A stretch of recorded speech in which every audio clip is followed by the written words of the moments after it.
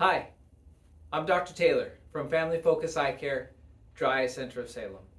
We're going to talk today about hot compresses. It's really easy. We probably told you about it on your way out.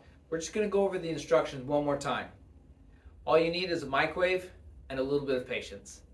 Find a microwave and go ahead and put it in there for, we'll say, around 30 seconds. Every microwave is just a little different, so 27 to 30 seconds. After you remove it, it's probably going to be a little warm. That's okay. In fact, it should be so warm it's slightly uncomfortable. Go ahead and put it right on the eyes, strap around your head, and put it on there for 5 minutes. 30 seconds in the microwave, 5 minutes on your eyes. And when you're all done, I want you to give yourself a light lid massage. You're going to push up on the lower lids, down on the upper lids. One more time. It's real easy. About 30 seconds in the microwave. It should be so warm it's slightly uncomfortable.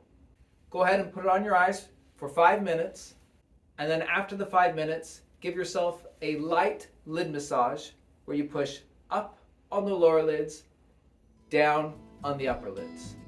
If you have any questions, you can call our clinic.